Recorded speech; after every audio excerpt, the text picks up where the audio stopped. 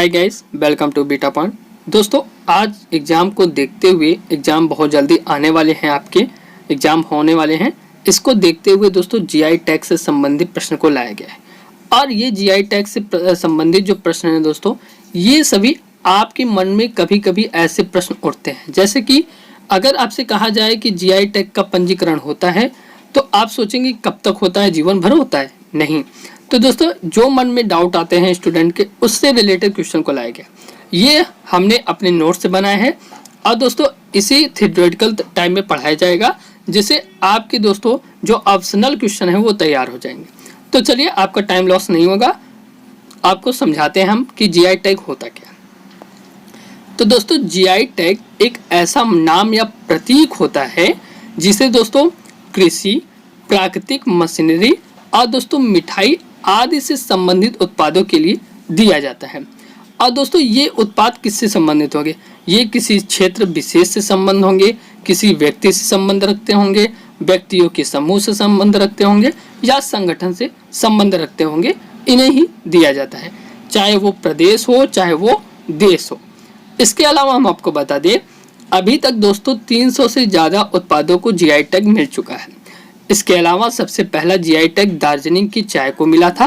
साथ ही हम आपको बता दें, चंदेरी की साड़ी को भी जीआई टैग मिल चुका है, काजीवरम की साड़ी को भी मिला है और दोस्तों महियाबादी जो आम होते हैं ना, उन्हें भी जीआई टैग मिल चुका है। साथ ही दोस्तों हम आपको और बताते हैं इसके बारे में, जीआई टैग के बारे में। तो दोस्तों भारतीय संस्थान ने 1999 में रजिस्ट्रेशन एंड प्रोटेक्शन एक्ट के तहत जियोग्राफिकल इंडिकेशन ऑफ गुड्स को लागू किया था। किसने? भारतीय संस्थान ने। कब लागू किया था? 1999 में। ये प्रश्न पूछा गया है। इसके तहत दोस्तों भारत के किसी भी हिस्से में पाई जाने वाली विशिष्ट वस्तु का कानूनी अधिकार संबंधित राज्य को दिया जाता है। अगर किसी भी राज्य में कोई भी वस्तु बन रही है तो उस राज्य को एक विशिष्ट कानूनी अधिकार मिल जाता है और इसे किस तरीके से दिया जाता है? जीआई टैग के रूप में दिया जाता है। साथ ही हम आपको बता दें, मुख्य रूप से दोस्तों इसका काम है कि खास भौगोलिक जगहों पे जो वस्तु पाई जाती हैं या वस्तुएं बनाई जाती हैं, वो दूसरे स्थान पर गैर कानूनी तरीके से प्रयोग को रोकना है। यानी जीआई टैग का काम क्या है? अगर हमने क्या कहते हैं दोस्तों, किसी भी चीज़ को बनाया, चाहे वो हमारी अंगूठी हो सोने की, ठीक है, मैंने एक क्रिएटिव मॉडल बनाया, ठीक है, उस क्रिएटिव मॉडल के लिए तैयार किया और ये मैंने ही बनाया, तो मुझे एक जीआई टैग मिल जाता है कि ये आप ही बना सकते हैं और कोई नहीं। तो आसान भाषा में हम आपको बताते हैं दोस्तों महाराष्ट्र का जो कोल्हापुरी चप्पल है ना, वो पूरे देश में फेमस है। ये देखिए अपने भाषा में लिखा गया है ताकि आपको समझ में आ सके। अब मान लीजिए दोस्तों, जैसे किसी चप्पल का नाम कोल्हापुरी देकर हम बाजार में उसे बेचना शुरू कर दें। मान लो कोई चप्पल है, उसे लेकर हम बाजार में बेचना शुरू कर दें, तो ऐसे में असली कोल्हापुरी चप्पल को जो ब्रांड मिला है दोस्तों, उसका नुकसान हो जाएगा। जैसे अब बना रहे हैं एडिडास का, हमें जूता बनाना है, तो दोस्तों एडिडास का जूता बन रहा है, अब कोई नकली बेचने लगा तो उसी पैसे में बेच रहा है, तो आपको तो फायदा होगा नहीं और उसके ब्रांड पे भी फर्क पड़ेगा। इसी तरह दोस्तों फर्जीवाड़े को रोकने के लिए जीआई टैग को लाया गया है। जिस चीज की जहां उत्पत्ति हुई है दोस्तों, उन्हीं लोगों को इसे बेचने का अधिकार मिलता है, किसके? जीआई टैग के द्वारा।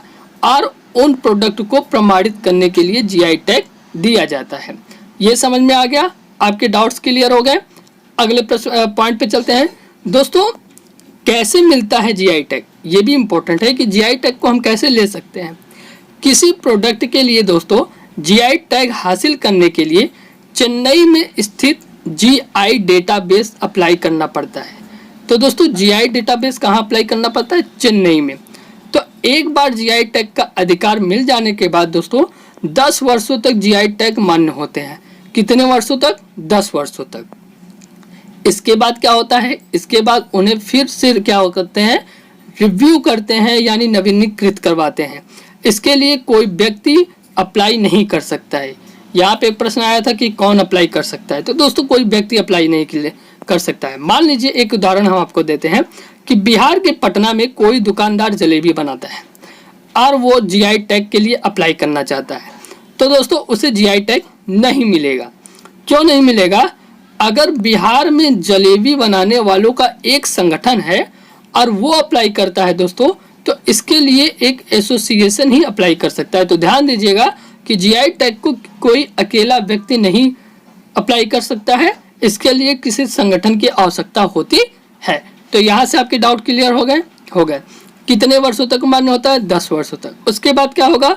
उसके बाद आप क्या कर सकते हैं? रिव्यू कर सकते हैं। ठीक है दोस्तों, अगले पॉइंट पे चलते हैं। अंतर्राष्ट्रीय मार्केट में जीआई टैग की बात करते हैं।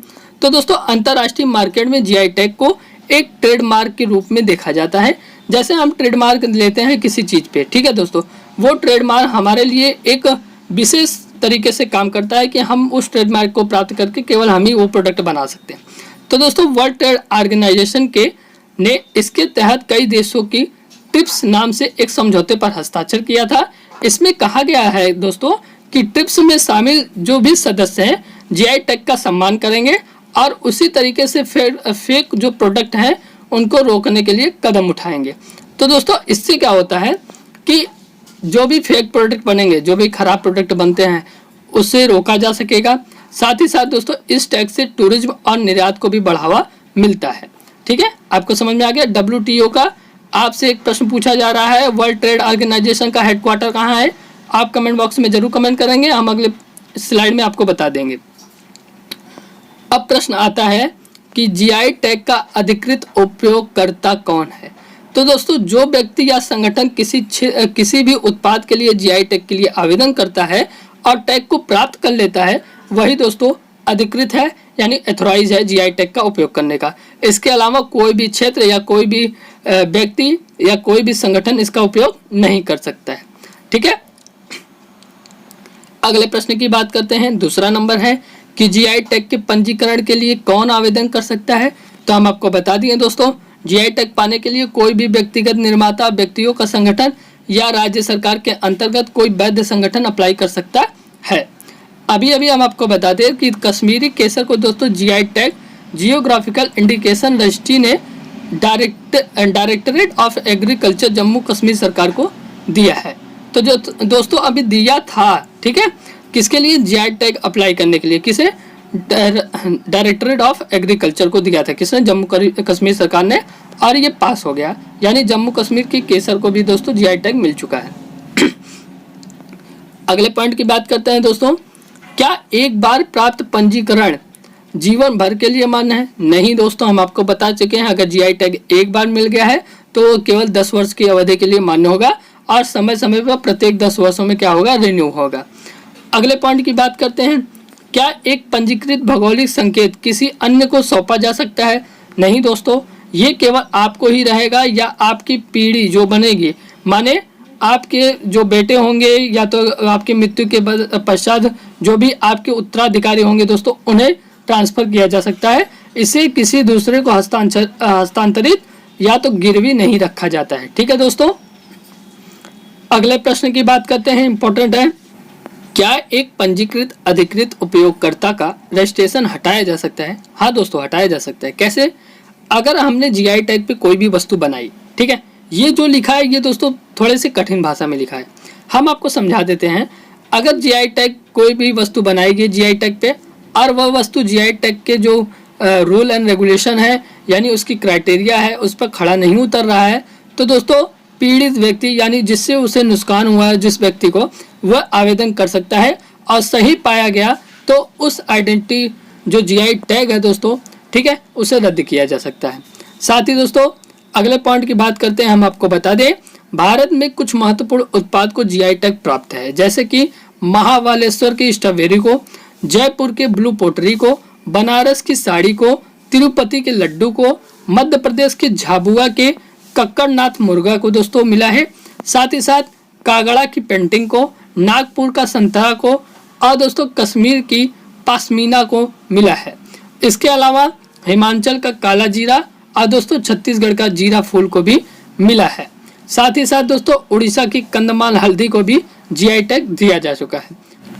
उम्मीद है दोस्तों आपको क्लास अच्छी लगी होगी। अगर अच्छा लगा होगा तो प्लीज़ लाइक सब्सक्राइब शेयर करना न भूलें। और दोस्तों आप हमें व्हाट्सएप ग्रुप, टेलीग्राम ग्रुप और फेसबुक ग्रुप पे भी फॉलो कर दें, डिस्क्रिप्शन में लिंक दिया गया है।